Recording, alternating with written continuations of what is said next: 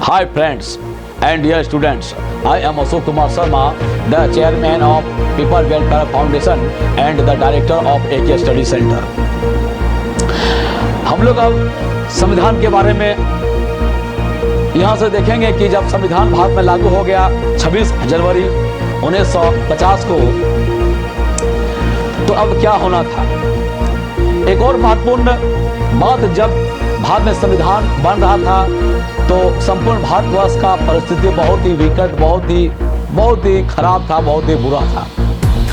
कैसे बुरा था कि जब अंग्रेज भारत छोड़ के जाने लगे, चले गए, उन्होंने एक समस्या भी यहाँ पर पैदा उत्पन्न करके छोड़ के गया, बहुत सारे गड़बड़ियाँ करके गया।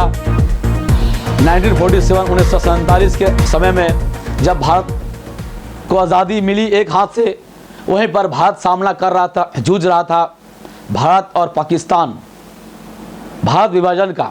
जो भारत से अलग हुआ, पाकिस्तान डिवाइड हुआ, उस विभाजन में बहुत बड़े स्तर पर हिंदू और मुस्लिम का दंगा हुआ। हिंदुओं ने मुसलमान को काटा, मुसलमानों ने हिंदू को काट दिया, चारों तरफ लाशें ही लाशें। इसे देखकर बहुत सारे भले मुसलमान और बहुत सारे भले हिंदुओं का दिल जो है पिघल गया और वे रोने लगे। गांधी जी को भी बहुत सारा पीड़ा हुआ, बहुत सारे सज्जन भले मुस्लिम और बहुत सारे हिंदुओं को बहुत पीड़ा हुआ और बहुत ही दुख हुआ। इस आनंद फानंद में इस प्रकार का जो है वर्षों से जो हम लोग साथ भाईचारे से रहे थे, हिंदू मुस्लिम, एक मिनट में वह जो है पानी की तरह धुल गया। इस अंग्रेजों के नीति के चलते फूट डालो और राज करो, डिवाइड एंड रूल नीति को यही मंजूर था। आनंद फानंद में उस समय के हमारे जो महान नेता थे, दूरदृष्टि वाले नेता थे, अनुभवी नेता थे, उन्होंने डिसीजन लिया कि इस नीति को स्वीकारा। भारत और पाकिस्तान का विभाजन हो गया। उस हालत में जहां संविधान कम से कम समय में बनाना था और संविधान बना के भारत को फिर आगे चलाना था, भारत में राज्य व्यवस्था काम को शुरू करना था, भारत को अलग दिशा देना था, वहीं पर इस आतंक और इस दंगे का माहौल को भी शांत करना था, फिर से भाईचारा लाना था, इस घिनौनी करतूत को भी बंद करना था, भारत को और बर्बाद होने से भी बचाना था, भाईचारा को टूटने से भी बचाना था। वहाँ भी काम हमारे नेता लोग कर रहे थे और धीरे धीरे ये ठीक भी हुआ। वहीं पर भारत में प्रिंसली स्टेट को यह स्वतंत्रता, यह आज़ादी अंग्रेज़ों ने दे दिया था कि आज़ादी के बाद चाहे तो वह पाकिस्तान के साथ जाके मिल सकता है या भारत के साथ मिल सकता है, मतलब वह पाकिस्तान भी बन सकता है या भारत भी बन सकता है, या वे खुद स्वतंत्र रह सकते हैं, मतलब भारत के अंदर और भी बहुत सारे राज हो सकते हैं। तो ये सबसे बड़ा ज़बरदस्त समस्या, बहुत भयंकर समस्या था। एक टुकड़ा हुआ, उसे भारत बर्दाश्त नहीं कर पा रहा था, भारत से पाकिस्तान, और भारत के अंदर और 10-20 टुकड़े हो जाते हैं तो भारत की क्या दुर्दशा होती। ये चीज़ उस समय के नेता ये समझ पा रहे थे। नींद नहीं आ रही थी उस समय नेताओं को, बहुत सारे देशभक्त नेताओं को। इसी कड़ी में इसी दूरदर्शिता को रखने वाले हमारे एक नेता, बड़े नेता सरदार वल्लभ भाई पटेल, जिसे लौह पुरुष कहते हैं, उन्होंने एक बहुत ही बड़ा और महान और सराहनीय काम किया कि अपने संपूर्ण भारत में दौरा किया और सारे जो देसी राजे और रजवाड़े हैं उन्हें जो है मनाया, फुसलाया, और उन्हें यह आश्वासन दिया कि सारे अधिकार उन्हें सुरक्षित, उन्हें उनकी रखी जाएंगी, सारा सम्मान ठाट वैभव भी उनका बरकरार रहेगा, सारा संपत्ति, बहुत सारे संपत्ति भी उन्हें दिया जाएगा, और भी बहुत सारे मानवीय बातों को, भाईचारा और सम्मान उन्हें बरकरार रहेगा, और बहुत सारी बातों के द्वारा जो है उन्हें समझाया और भारत के साथ उन्हें मिलाया। इसके अलावा भी भारत के समय भारत के साथ एक विराट गरीबी की समस्या थी, भूखमरी जैसी भी हालत थी।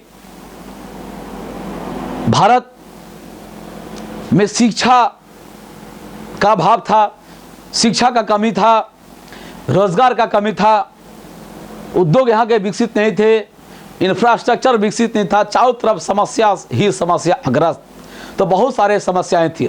इन सारी स्थितियों में भारत का संविधान को बनाना था, सारे कामों को देखते हुए, सारे चीज़ को मैनेज करते हुए संविधान को बनाया गया। आनंद फानंद में इन नेताओं के द्वारा ये जो महान महान नेता, बड़े नेता लोग भारत के स्वतंत्रता संग्राम में भाग लिए थे, भारतवासियों के साथ इंटरेक्शन करने के साथ, अंग्रेजों के साथ इंटरेक्शन करने के चलते इन्हें बहुत बड़ा अनुभव राज व्यवस्था और देश का हुआ था। और ये बहुत सारे लोग इनमें से पढ़े लिखे नेता थे, वकील थे, कानून के जानकार थे और ये जनता में पॉपुलर थे। जनता इन्हें अपने नेता के रूप में मानता था, जनता के रूप में एक मान लिया जाए एक प्रतिनिधि के रूप में ही थे। तो उतने कम समय में संपूर्ण भारत का चुनाव कराना भी मुश्किल था, क्योंकि उस तरह का हमारा संविधान भी नहीं बना था, उस तरह से हमारा एक अंग नहीं बना था। तो उस परिस्थितियों में ये नेता लोग 300 नेता लोग मिलके 389 नेता लोग मिलके जो संविधान बनाया। 2 साल 11 महीना 18 दिन तक प्रत्यक्ष रूप से दिन रात काम करके ये नेता लोग जो हैं संविधान बनाए। बहुत सारे आम जनता संविधान सभा में उपस्थित नहीं थे, लेकिन सारे देश का प्रतिनिधित्व तो यहाँ पर हो रहा था, क्योंकि ये सारे नेता उनके ही बातों के आधार पर संविधान बना रहे थे। इसके अलावा भी संपूर्ण भारत से पुरुष और महिलाओं से चिट्ठियाँ, सुझाव और संशोधन लिए जा रहे थे लिखित रूप में। बहुत सारे संशोधन यहाँ पर किए गए, हजारों संशोधन किया गया। इन सारे संशोधन को अभी भी हमारे देश में 12 भागों में सुरक्षित रखा गया है। तो इस प्रकार से संपूर्ण भारत का ही प्रतिनिधित्व किया गया है। ये नहीं कह सकते हैं कि कुछ नेता मिलकर ही बनाया गया है। तो इस प्रकार से भारत का संविधान अंततः बन जाता है 26 नवंबर 1949 को, और फिर इसको भारत में लागू कर दिया जाता है 26 जनवरी 1950 को, और भारत उस दिन से गणतंत्र बन जाता है, रिपब्लिक बन जाता है। और हम 26 जनवरी भी वहीं से आज उसी दिन से हम लोग मनाते आ रहे हैं, हम संपूर्ण भारतवासी। भारत का संविधान बनाया गया, इसमें संपूर्ण भारत में किस प्रकार से सारा सरकारी मशीनरी काम करेगा, नेता लोग कैसे चुने जाएंगे, प्रधानमंत्री कैसे चुने जाएंगे, राष्ट्रपति कैसे चुने जाएंगे, चीफ मिनिस्टर कैसे चुने जाएंगे, राज्यपाल को कौन चुनेगा, एमपी लोग कैसे चुने जाएंगे, मेंबर ऑफ पार्लियामेंट, सांसद लोग कैसे चुने जाएंगे, विधायक लोग कैसे चुने जाएंगे, मुखिया लोग कैसे चुने जाएंगे, प्रशासनिक अधिकारी के लोग कैसे चुने जाएंगे, कैसे नियुक्त, उनकी नियुक्ति प्रक्रिया किस प्रकार की होगी, आम आदमी का अधिकार क्या होगा। लोगों को मौलिक अधिकार दिए गए, 6 प्रकार के मौलिक अधिकार दिए गए, संविधान में इसका वर्णन किया गया। अब लोगों को स्वतंत्रता का अधिकार दिया गया, लोगों को अपना विचार की अभिव्यक्ति, बोलने की आज़ादी दी गई। शोषण के विरुद्ध लोगों का अधिकार दिया गया कि लोगों का शोषण नहीं हो सकता है। जीवन जीने का अधिकार दिया गया, किसी को गलत तरीके से किसी की जीवन नहीं लिया जा सकता, किसी का हत्या नहीं किया जा सकता, किसी को मृत्यु दंड या गलत तरीके से झूठा आरोप लगा के उसे नहीं जो है फंसाया जा सकता है। न्यायालय के समक्ष दोष सिद्धि के लिए अधिकार दिया गया, मतलब किसी व्यक्ति के ऊपर अगर झूठा आरोप लगा दिया जाता है तो लोगों को अधिकार दिया गया कि वो न्यायालय में जा सकते हैं, अपना याचना अपना दायर कर सकते हैं और अपना तर्क रख सकते हैं कि नहीं, हम गलत तरीके से मुझे फंसाया गया है, या किसी के साथ गलत काम होता है, किसी के अधिकारों को कोई हनन करते हैं, अपमान करते हैं या छीनते हैं, तो इसके लिए भी कानून के शरण में जा सकते हैं, न्यायालय का दरवाज़ा खटखटा सकते हैं और न्यायालय उसके अधिकारों का रक्षा करेगी और सम्मान करेगी। इसके लिए न्यायालय को उत्तरदायित्व जवाबदेह बनाया गया। संविधान में लिखा गया कि लोगों के मौलिक अधिकारों को रक्षा करने का दायित्व न्यायपालिका का होगा, न्यायपालिका को करना होगा। शक्तियों का बंटवारा न्यायपालिका में, कार्यपालिका, व्यवस्थापिका में कर दिया गया। किस प्रकार से शक्तियों का विकेंद्रीकरण होगा, ये सब किया गया। बहुत सारे विषयों को 3 सूची में रखा गया। केंद्र सूची के विषय जिस पर कानून केंद्र सरकार बनाएंगे, राज्य सूची के विषय जिस पर राज्य सरकार बनाएंगे, चीफ मिनिस्टर लोग, विधायक लोग मिलकर जो अपना कानून बनाएंगे, और समवर्ती सूची को बनाएंगे जिसमें केंद्र राज्य दोनों मिलकर बनाएंगे। किस प्रकार से समवर्ती सूची पर विवाद होने पर अंतिम फैसला, अंतिम बात जो है केंद्र का ही चलेगा। ये सब बातें संविधान में लिखा गया। भारत में फेडरल स्ट्रक्चर की बात कहा गया। संघीय प्रणाली को अपनाया गया, संघीय व्यवस्था का बात किया गया। संघीय व्यवस्था का बात का मतलब है भारत का शासन केंद्र के द्वारा भी चलेगा और राज्य के द्वारा भी चलेगा। केंद्र का कानून कुछ अलग हो सकता है, सभी अलग अलग राज्यों की परिस्थितियां अलग अलग होती हैं, तो अपने अपने राज्यों के हिसाब से परिस्थितियां अलग हो सकता है। जैसे हमारे झारखंड के राज्य का भी परिस्थिति अलग हो सकता है, वो कुछ कानून अपने हिसाब से बनाएंगे, लेकिन ये सारे कानून जो है संविधान के हिसाब से होगा, संविधान के विरुद्ध कानून नहीं होगा। ये सब चीज़ें हैं संविधान में। बहुत सारे बातों राज्य सरकार को जो है केंद्र सरकार के बातों को मानना पड़ेगा, केंद्र सरकार के कानून को मानना पड़ेगा। ये सब बातें इसमें लिखा गया। मौलिक अधिकार दिया गया जिसमें से जीवन जीने का अधिकार, शिक्षा का अधिकार दिया गया। 6 से 14 वर्ष के बच्चों को शिक्षा का अधिकार भी दिया गया। बाद में चल के ये हमारा मौलिक अधिकार में भी आज शामिल हो चुका है शिक्षा का अधिकार। अपने संस्कृति को एक्सप्रेस करने का अधिकार लोगों को दिया गया। लोग जो हैं अपने तरीके से कपड़े पहन सकते हैं, अपने तरीके से अपने विचारों को अभिव्यक्त कर सकते हैं, अपने आप को पेश कर सकते हैं, इसका अधिकार दिया गया। बशर्ते किसी दूसरे का भावना समाज को नुकसान नहीं हो। किसी भी प्रकार के संस्कृति पूजा पाठ को लोग कर सकते हैं, बशर्ते किसी दूसरे लोगों का समुदाय के भावना को आहत नहीं पहुंचे और लोगों को समाज में नुकसान नहीं हो।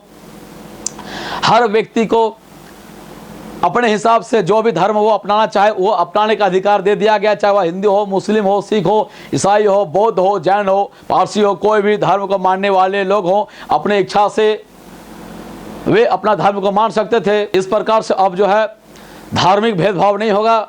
इतना ही नहीं, एक ही धर्म के अंतर्गत जात के हिसाब से भेदभाव नहीं हो सकता है।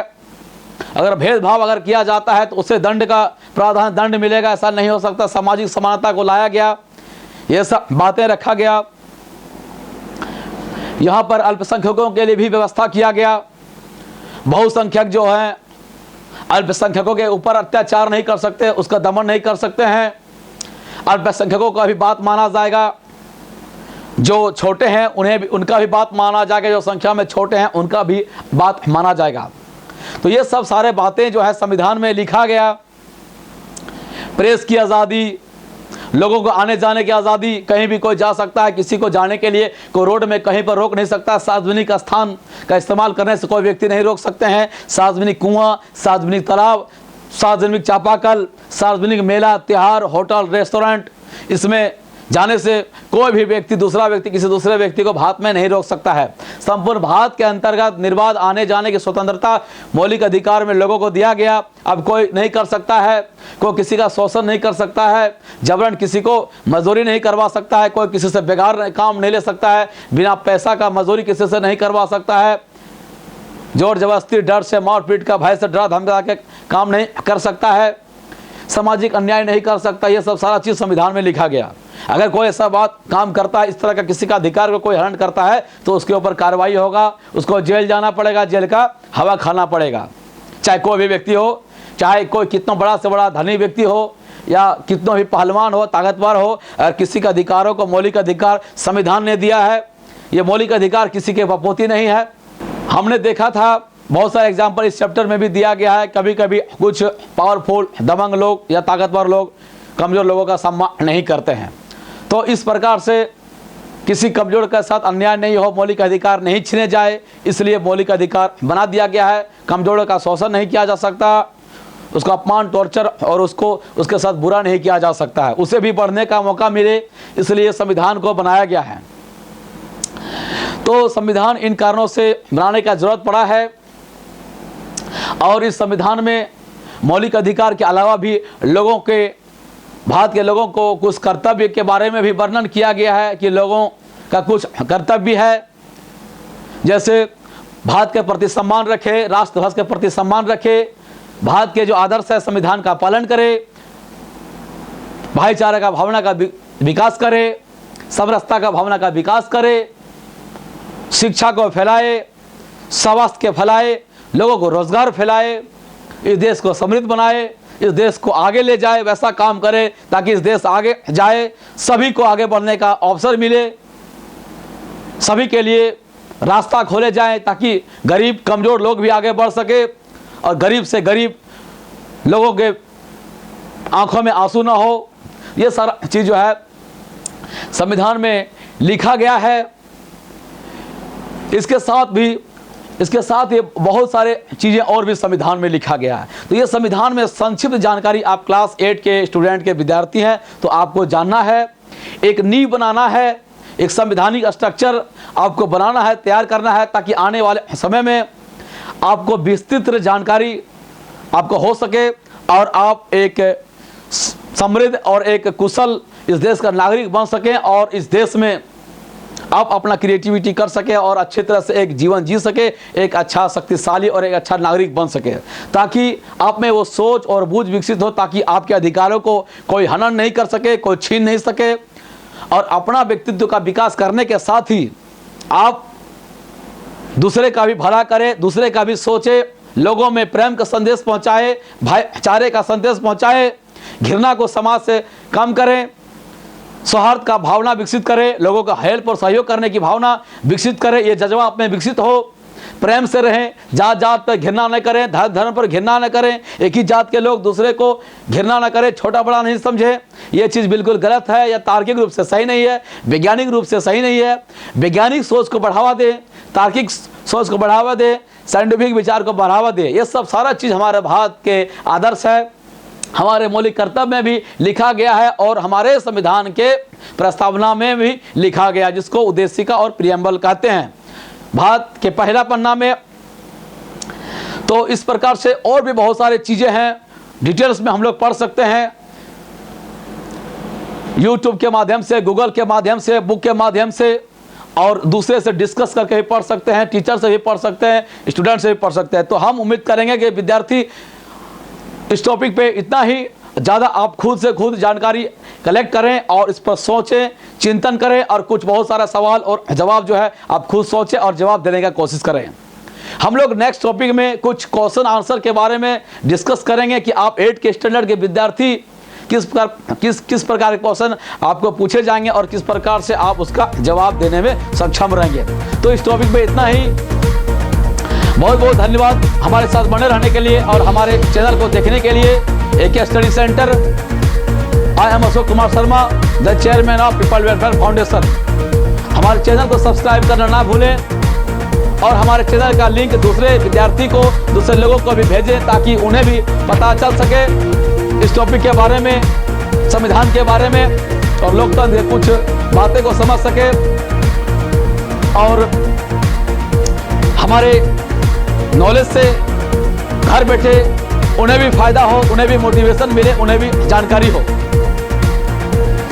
Must subscribe our channel and share channels links to the students and other guys, other people, so that they can get benefit from the experience of us. Jai Hind.